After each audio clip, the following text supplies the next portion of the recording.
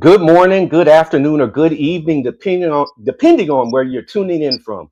Welcome to Message to Movement, Winning at Being You Worldwide. I'm your host, Coach Mills Rogers. This is a space where we have real conversations with people who are using their voice, their experiences, and their purpose to create impact, not just for themselves, but for others. Today, I'm excited to be joined by DrWill Moreland. We're going to talk about leadership, transformation, and what it actually looks like to win at being who you are without pretending or performing. If you're watching live, feel free to drop where you're watching from in the comments. Now, let's get into it. Dr. Will Moreland is a leadership expert, best-selling author, and former military officer with over 30 years of experience developing leaders and high-performing teams. He has worked across military, government, nonprofit, and corporate environments, helping organizations drive excellence through clarity, ownership, and culture. Dr. Moreland is the creator of the Beyond 9 to 5 framework, a leadership and culture reset designed to move teams from compliance to commitment. His work is grounded in real world results and focused on helping leaders take care of people while delivering mission driven performance. Dr. Will, I'm glad to have you today. My man, Coach Mills, man, I'm super excited to be here with you, man. Thank you for the invite. So, for people who don't know who you are yet, how do you usually explain what you help people with? Oh, yeah, that's a good question. And so for me, man, I am a leadership expert. I work with leaders from different types of organizations, as you said in my bio, throughout the government, throughout nonprofit. And my overall mission is just to help leaders go from being average leaders to being phenomenal leaders. Awesome, awesome. And so I followed you for a few years now, man, and you have a real compelling story. And so I want to kind of talk a little bit about that. You came from Compton, and we've all us Generation Xers, we all know about Compton. And so you were kind of deep into that. And so when you look back at your teenage years in Compton, you obviously had a mindset shift. And so what mindset shift saved you? And if you want to talk a little bit more about where you was at and then how you got to where you're at now, go for it. Yeah, thank you. Yeah, I tell people all the time, growing up in Compton, I always used to say it was the best of times and it was the worst of times because I was raised primarily by my grandmother growing up. My beginning years, I was raised by my grandmother. My grandmother was in the church. She was into community service. So inside the house, I was learning about faith. I was learning about civic duty. I was learning about integrity and character. All of those things that make you a good person. But then outside of the house, that's the story you're talking about, where Compton, it was riddled with gang violence. It was riddled with drugs. It had a lot of bad examples. And so, unfortunately, although my grandmother, she was teaching me all the right things, I was overcome by the influences of outside. And so started hanging out with the wrong people, getting into trouble. And it culminated when I was 19 years old. I was in front of a judge getting ready to face 6 years in jail. And he told me, he said, "Mr. Moreland, if I sentence you today, it will be with you for the rest of your life. What I'm going to do for you is I'm going to give you 2 weeks. I'm going to give you 2 weeks to figure out what you're going to do with your life. And I want you to come back to this court and tell me." Well, Mills, to be honest with you, I had no clue what I was going to do, what I was going to say. So when I left that courtroom, in my mind, I was on a 2-week hiatus before I went to jail for 6 years. So in my mind, I was getting ready to go party with all my friends. It was like the going away party, right? And as God would have it, 3 days before I was supposed to return back to court, I was in the mall, walking around the mall, just, aimlessly walking around. And a gentleman by the name of Corey Oliver walked up to me and said, "Have you ever thought about joining the military?" And when he asked me that question, I looked him in the eyes. And I don't know if you've ever had this moment, or if anybody listening to us right now has ever had that moment of you made a decision and you weren't fully aware where that decision was going to lead. You weren't really aware of the impact that that decision was going to have. But when I told Corey, I said, "Come on, let's go." He looked at me and he's like, "Are you serious?" Because a couple of days later, he told me that he had walked that mall as an Army recruiter for a whole year and hadn't put anybody in the military. So he was as shocked as I was when I said yes. And so to go all the way back to your question, what was the mental shift? Even before I knew it, the shift was you got to make better choices. That was the first thing I did without even realizing what I was doing. I made a better choice for my life. When I said, "Come on, let's go," and I said I was going to go into the United States Army, that was a choice that I didn't fully understand the weight of right then, but it absolutely began the transformation process in my life. Wow, man, that's an awesome story. And so you were in the streets, and in the streets, in the gangs, there's a hierarchy, there's leadership, and I know that you're a leadership expert.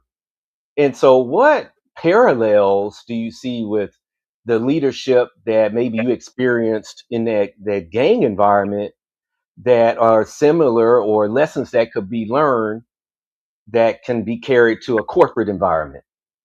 Man, that's a powerful question. And many people don't ask me that question, but I really do lean on a lot of things that I learned growing up in the inner city, things that I learned, even though it was a negative to be in a gang, I really did learn some positives. So when you think about leadership and you think about influence, that's what leadership really is. It's influence. And so when I look at the people that I used to model inside the gang, why they had influence, it was their reputation. Wherever that reputation was, it was their reputation. So even when I look at corporate America and I look at leadership inside corporate America, you're going to be measured by your reputation. What do other people think about you? And so when I look at that parallel, when I look up the people that I used to look up to, they had what we would call in the street name recognition, right? So when you think about a leader inside of corporate America, what are people saying about you? When I go across this nation and I talk to leaders,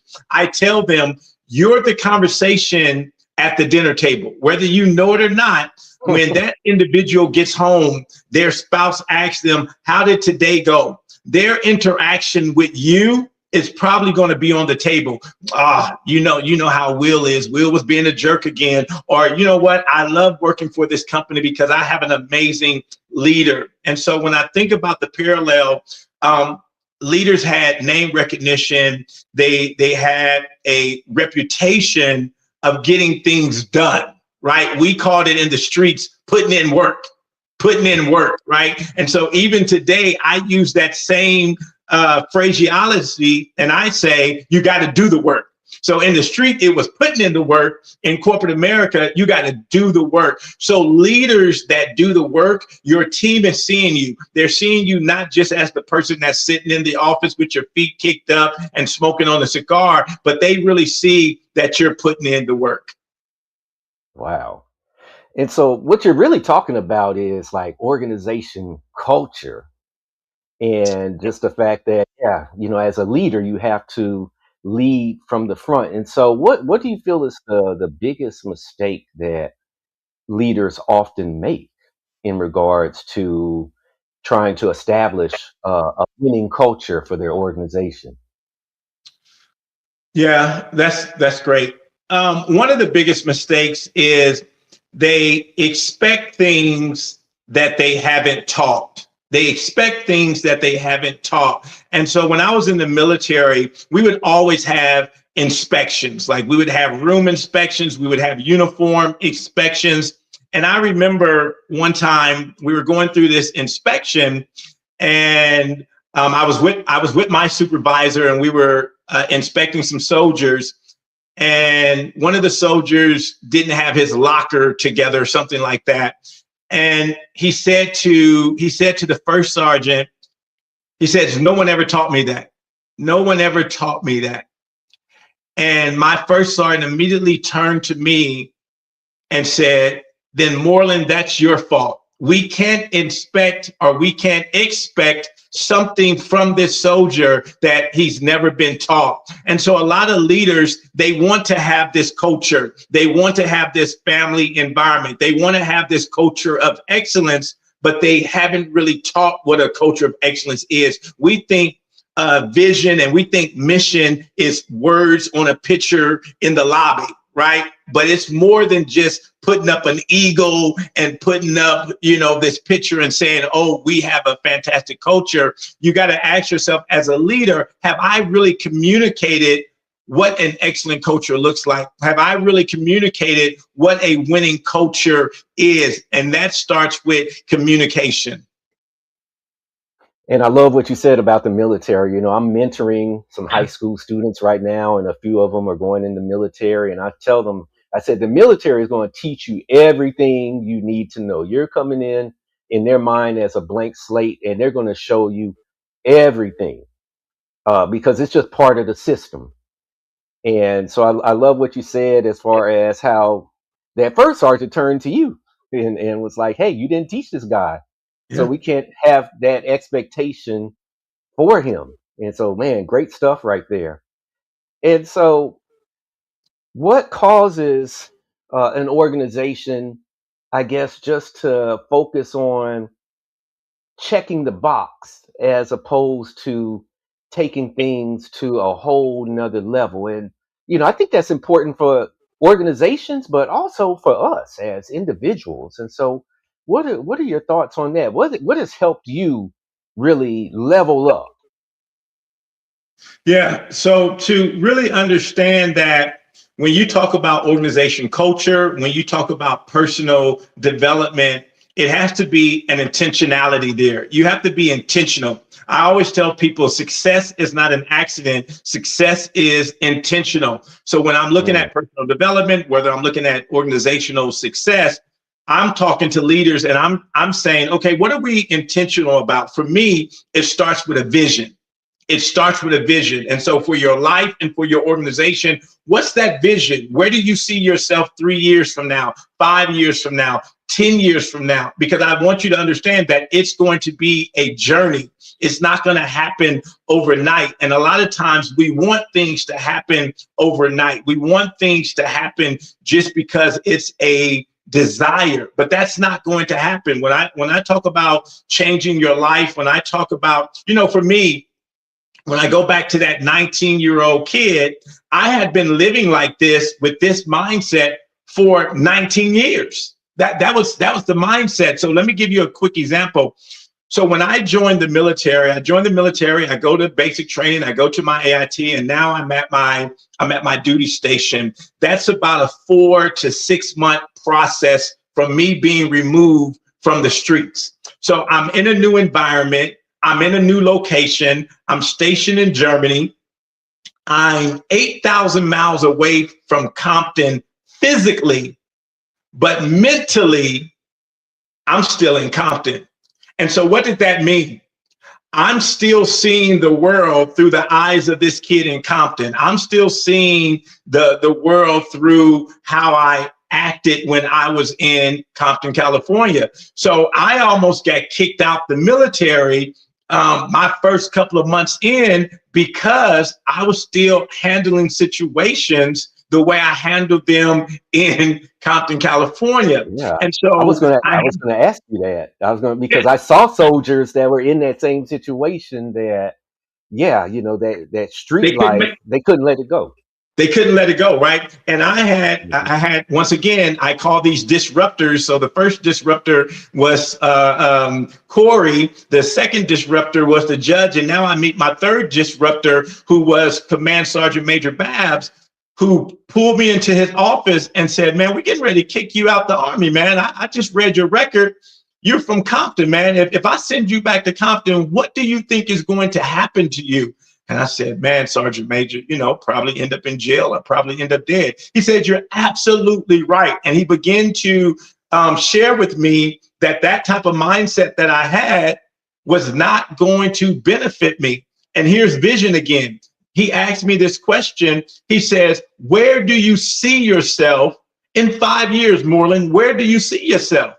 And no one had ever asked me that question before, because everybody used to tell me, man, you're going to end up in jail, or you're going to end up dead. You're going to end up like your dad, all that kind of stuff. No one ever asked me to think beyond or to look beyond my present conditions. And so when Sergeant Major asked me that question, he says, I want you to go home this weekend. And on Monday, I want you to come back and tell me, where do you want your life to go? Where do you see your life going? And I came back and I said, the first thing is I want to be a great soldier. I want to be the best soldier I can be. The second thing is I want to get back into school. I want to get my education. I want to get my degree. And he says, well, I can help you with that. If you're committed to that, So you first have to have a vision. So he showed me I had to have a vision. I had to see myself in the future. The second thing is I had to make a commitment. I had to make a commitment to what I just said. And here's where so many people fall by the wayside. They haven't made a commitment. One of the things a commitment does is it sets boundaries for you. You now have something to evaluate your actions. See, when I didn't have a vision, I used to say things like, Tupac had a famous song, "To live and die in LA, to live and die in LA." That was my mantra, to live and die in LA. I didn't see me going around the world. I didn't see me going to Texas. I didn't see me going to New York. I didn't see me going to London. I didn't see me to live and die in LA. That's what I'm going to do. I'm about to live and die. That's the vision that I had. So when someone would say, man, don't do that because you may lose your life, my mindset was, you got to die someday. You got to die someday. I had no vision, right? So as I look here in my office, I have two beautiful pictures of my grandkids, Nyla and Aaron. I have a vision. I want to see them graduate high school. I want to see them get married. So what does that say to me today? That says to me, that's the vision. So what do I need to do today? I need to make sure I eat better. I need to make sure that I'm healthy. I need to make sure that I'm working out. I need to make sure that I'm doing everything possible so I'm still here 20 and 30 years from today. And so you have to have vision. You have to make a commitment. And then the third thing is you got to implement the right actions. You got to implement, we call them habits, we call them practices, but you got to implement on a daily basis the right actions. We call it in our coaching program, MSID, making small improvements daily. What are you doing every single day to get better? I love it. And so I know you're real big on frameworks, and I know something that I'm not too familiar with, but I guess that you've come out with is the 9 to 5 framework. And so tell us a little bit more about that.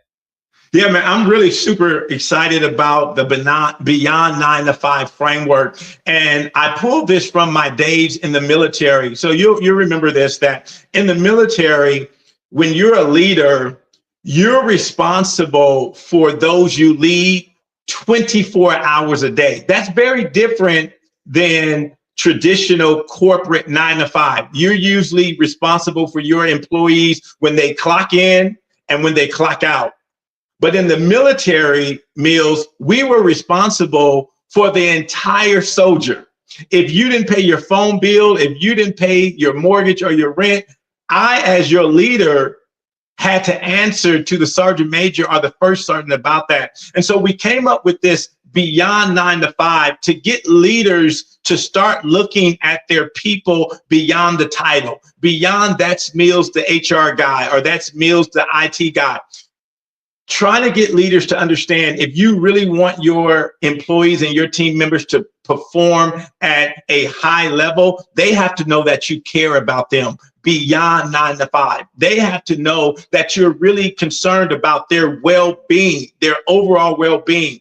And once again, I had this sergeant major that when I worked for him, I would drive him around and he would go around and he would see soldiers on the base and he would ask them, how's your wife doing? How's your kids doing? Hey, did you get that pay problem situation? Hey, how's your promotion going? He showed them that he cared about them beyond them just being a soldier. And the way they responded to him, meaning when he wasn't around, they wanted to do their best. When he wasn't around, they wanted to shine for him. And I tell leaders all the time, when your team and when your employees know that you care for them, they will shine for you. So what if I'm that principal of a campus or a store manager, Walmart store manager, and I'm like, yeah, that sounds all good, but man, my job is just too overwhelming for that. How Yeah. I'm going to do that for 200 people or whatever? What would you tell that person?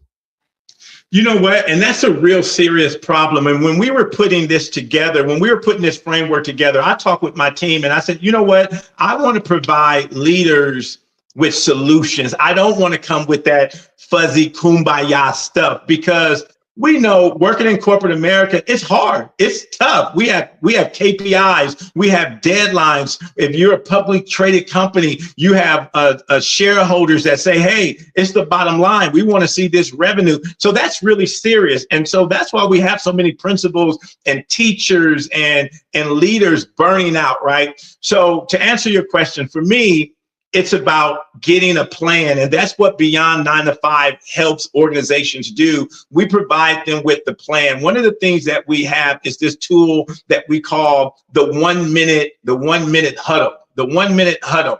And what the 1 minute huddle allows you to do is connect with your team members outside of a work environment, outside of asking them, did you get that email, asking them about the KPIs, but just going to them. And I want to say this as well, because this is, once again, not something that happens overnight. This is something that happens over time. But with these 1 minute huddles, the concept is that if you're a manager, if you're a leader and you're leading 15 people, if you're leading 20 people, to meet with each of them for just 1 minute.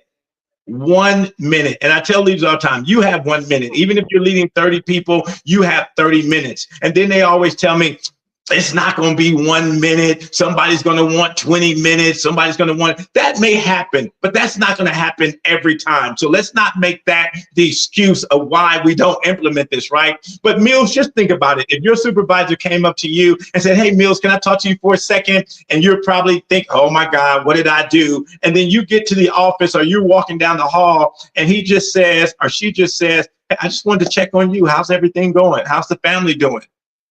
Now, initially, what's going to happen, Mills? More than likely, Mills is going to be like, oh, he doesn't really care. She really doesn't care. So that's why, here's that word again, commitment. As a leader, you got to be committed to this practice. You got to be committed to this 1 minute huddle. Because, Mills, when I grew up, we had this saying, whatever happens in this house, what?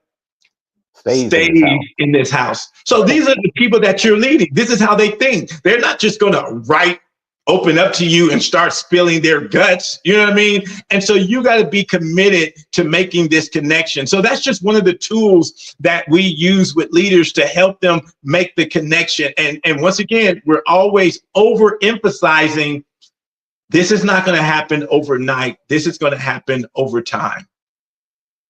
And I feel you on that, because when I was in the military, and I tell people this all the time, that the military, a lot of times people look at it from the outside and they think it's just this G.I. Joe organization. And I said, they are really big on getting to know your people, and so I know, like, when I supervise soldiers, I really got a chance to know them. And, I had this one kid from Montana and he's like, hey, Sergeant, I never saw a black person before. But he's like, you're like one of the first black people I've ever encountered, of course, being in the military. And we had a great relationship. I knew what he liked and everything. He knew about me. And it really got buy-in from him when it was time to get stuff done, and just a level of respect. And I think oftentimes in the civilian world, like you said, they don't want to invest maybe that minute, that 2 minutes to get to know someone. And yeah, it is a process. Like, yeah, this guy wasn't spilling out his guts to me the first time I talked to him, but then that keyword trust was built, Mhm. and then we were able to, take it to, I guess, another level where he felt very comfortable. And I remember one time even telling him, "Hey, I'm having car problems." He's like, "Hey, Sergeant, bring your car to me. I love fixing cars and stuff." And so it's things like that I think the corporate environment and the education environment, those are things that I feel like they can apply and would really help the quote unquote mission. That's what Beyond 9 to 5 is all about, bringing that military philosophy into corporate America, bringing it into the education world, the two worlds that I invest a lot of time in, because that really when you have employees, most employees have the mindset of, you don't pay me for that. I don't get paid for that. I'm only working 9 to 5. So we even have a component of this training where we teach employees how to go beyond the 9 to 5. And it's not necessarily we want you to work beyond 9 to 5, but it's just this philosophy that we're connected to the mission.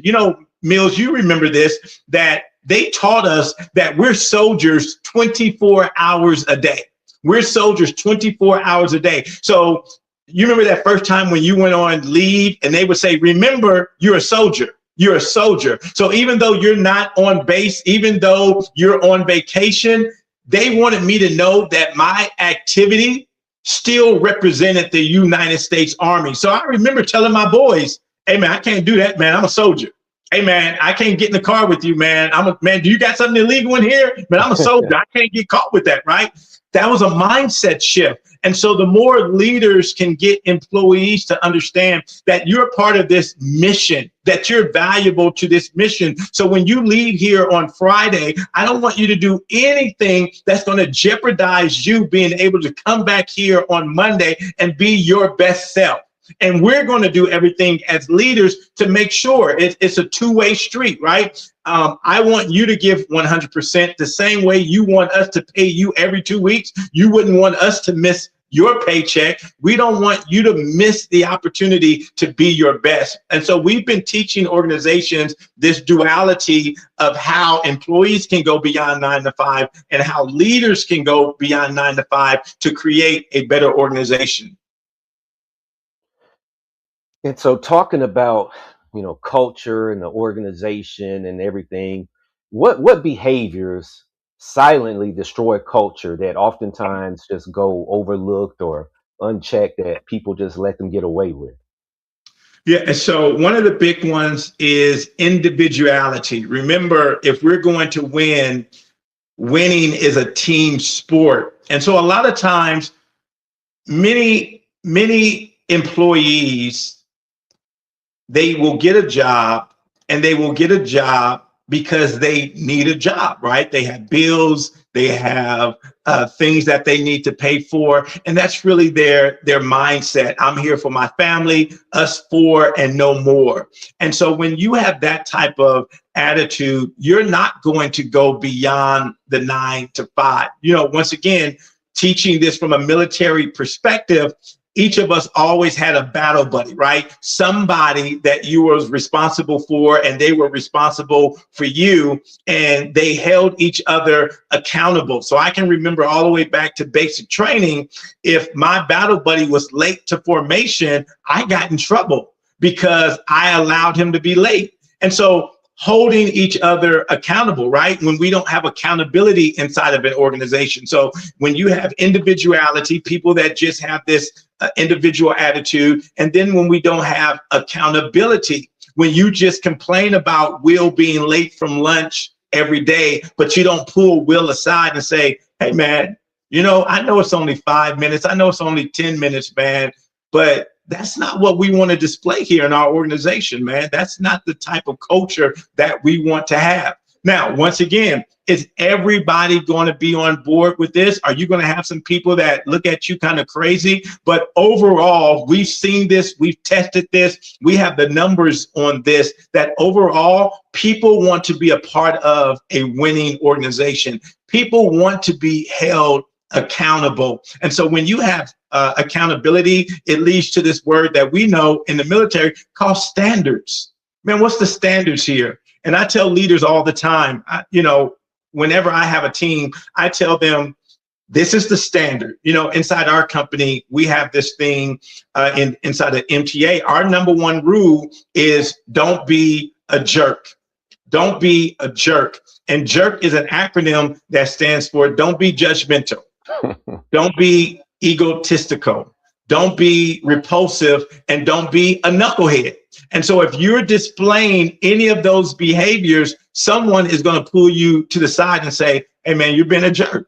You've been a jerk. And we don't want any jerks working in our organization. And so we share this with the organizations that we work with. You got to have a standard. And I tell my employees, listen, I will never fire you.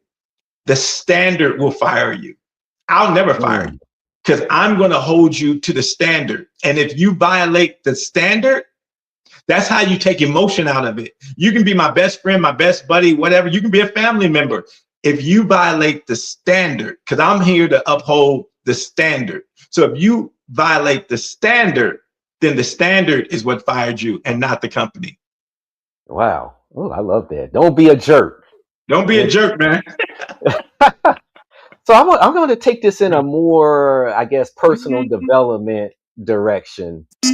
And so with, us men, a lot of times we have, this is something, I don't know if there's sound or something. I'm hearing different sounds. Okay, there we go. As men, you talked about standards, and I love that. I've been looking at this one book by Scott Galloway. It's called Notes to Be a Man. And one of the things he talks about is that as men, we do need to have high standards for ourselves. We need to have a commitment to excellence. And, you're a man who has, had a huge transformation throughout your life. And so just want you to kind of maybe give your thoughts on how your standards for yourself, how your commitment to excellence have evolved over time. Great question. Once again, the standard, let me say this, to be, and just specifically talking to manhood, it's hard. It's hard to be a man, right? It's hard. I was just talking to my son-in-law and I was sharing with him, they just welcomed our second grandchild. And I told him, I said, to be a good father, it's hard. It's hard. That's why a lot of people punch out. That's why a lot of people walk away, because it's hard. To be a great father is not just to be present. For me, I didn't grow up with my father. And so level one was, okay, if I'm just in the house, that's enough. Then I realized, no, that's not enough just to be in the house. I have to have conversations. I have to set the standard. And so I told my son-in-law, I said, okay, you have a daughter now and you have a son now. Your son is going to watch you and see how you treat women. More importantly, his mother. Your daughter is going to see how you treat her mom to know how a woman should be treated.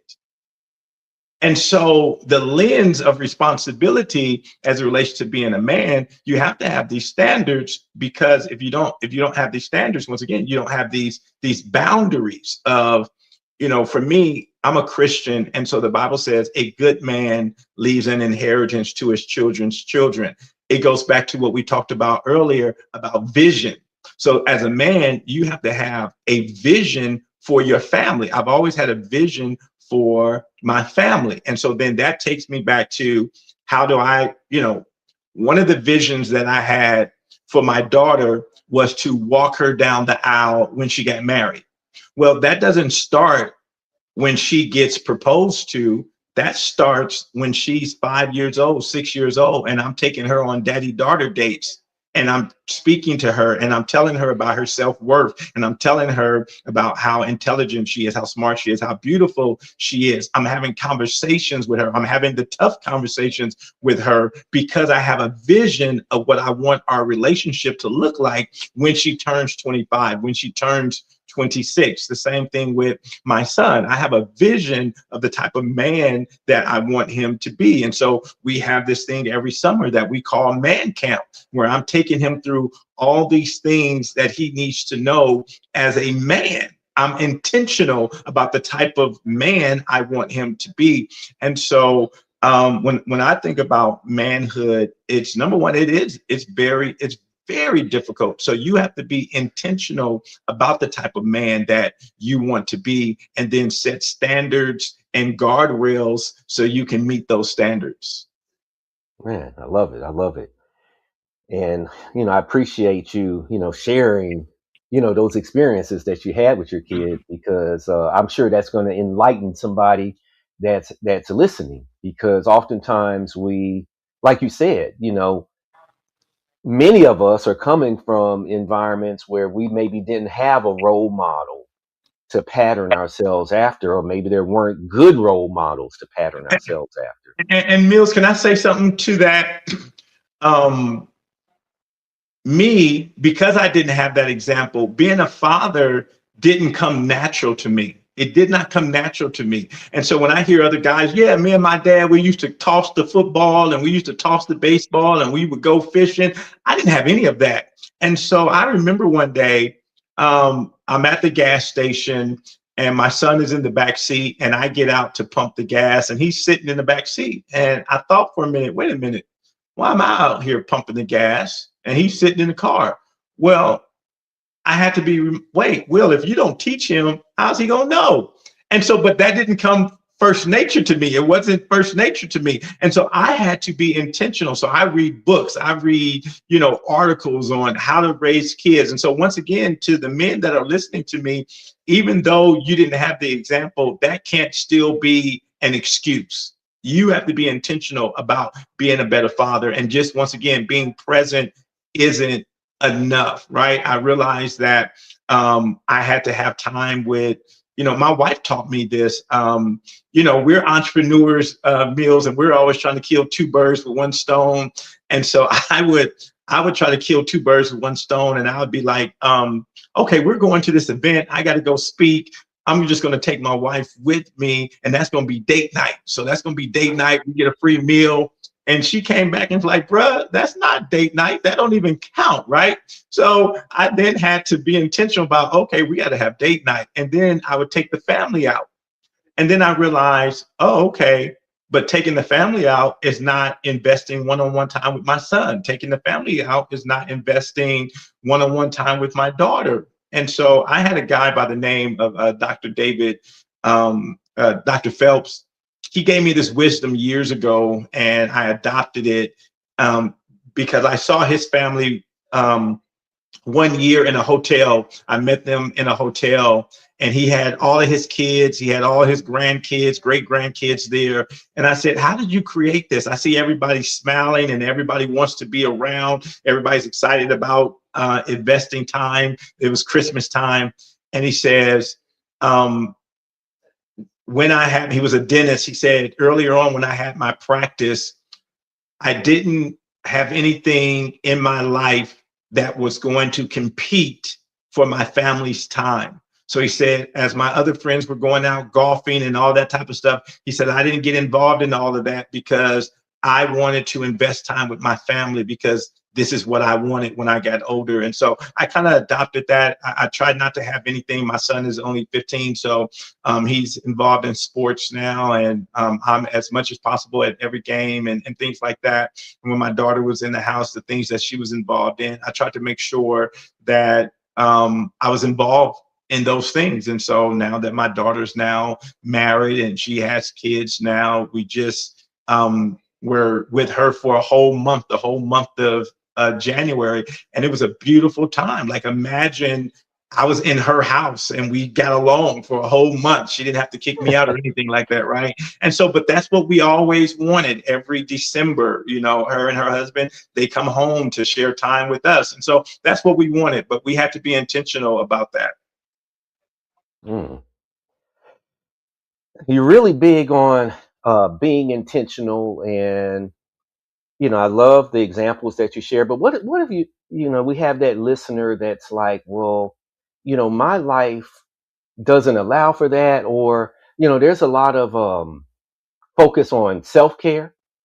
And so people talk about, well, hey, you can't always just be devoting your time to your kids or your wife or whatever else. What would you say to those people that, say, hey, you got to kind of have that downtime for yourself too?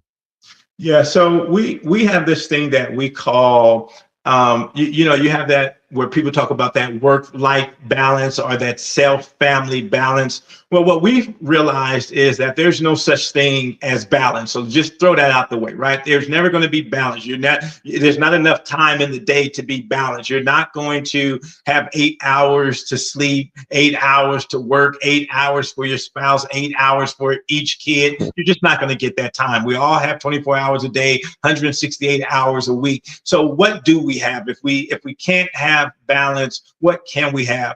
We can have what I call harmony. And so what we try to achieve in our relationships is harmony. And that goes back to just having that conversation. Yes, I think it's very important that you have self-care. The Bible says it like this. It says, love your neighbor as yourself. So if you're not loving yourself, then you're not going to effectively love other people. And if you are loving other people without loving yourself, you're going to eventually burn out, what you're talking about. So for me, it's about harmony. There's going to be different seasons of your life. Like for me, if I'm working on a project, then I'm going to talk to my family and say, for the next 2 to 3 weeks, I'm getting ready to be dialed in. I'm working on this project. I need to finish it. So I'm probably not going to be able to come to this event, or I'm probably going to miss a couple of dinners. But because we had the conversation, we've created harmony. My son is playing sports. I look at my schedule. I look at his schedule. I let him know, hey, I see you have a game on this day. I'm going to be traveling. I'm not going to be able to make it to that game. And so because we communicated about it, he's not expecting for me to be there. He already knows I'm not going to be there. I remember one time my daughter, she was in a school play, and she was also doing something with the Girl Scouts. And I looked at my schedule. I wasn't going to be able to make both of them. I was going to try to make one of them. And I had a conversation with her, and I said, hey, Kara, out of this school play or this thing that you're doing with the Girl Scouts, which one would you prefer me to come to? And she says, oh, Dad, I'm just a tree in the school play. That's no big deal. It's nothing, to see. I'm just a tree. And so because we had that conversation, I found out that the Girl Scout event was more meaningful for her. And so things like that. So the more you can have conversations with the people that you're invested in, the people that you're doing community and family with, the more you can create harmony. And so if you think about it like an orchestra, you want all the instruments to be playing harmoniously, but at the same time, some songs, all the instruments aren't playing.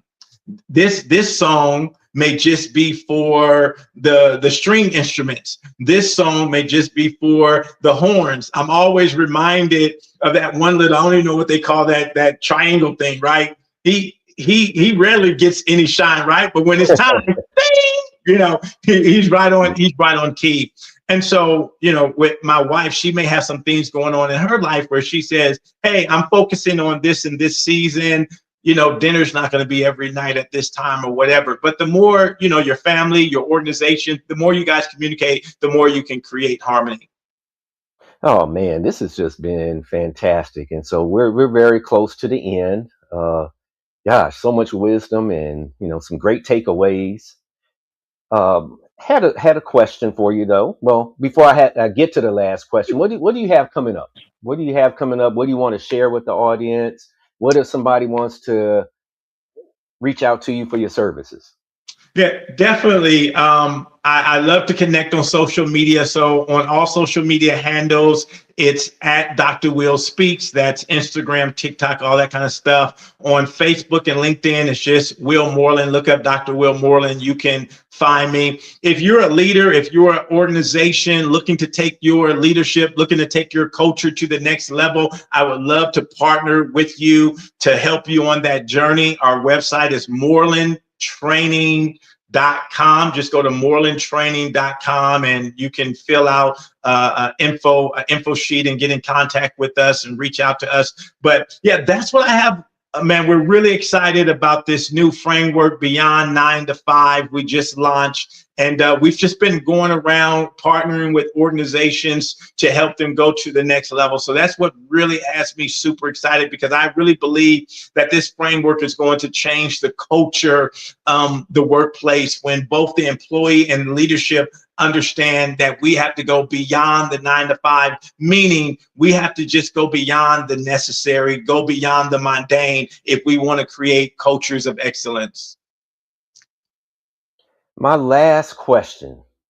If you could speak to your 16-year-old self in Compton, being who you are right now, what would you say? Man, that's a powerful question. 16. I'm thinking about what trouble I was getting into at 16.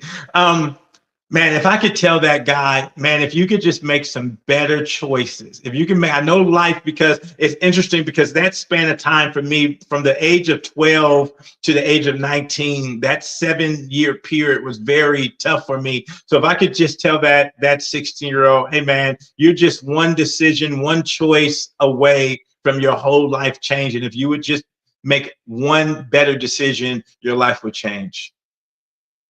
Dr. Will, I thank you so much for coming on our show. I mean, you really blessed us with some great wisdom, and your story is just inspiring. The transformation, I think it can hit home for anyone, male, female, whatever age they are, because transformation can happen at any time. So again, I thank you so much for coming on.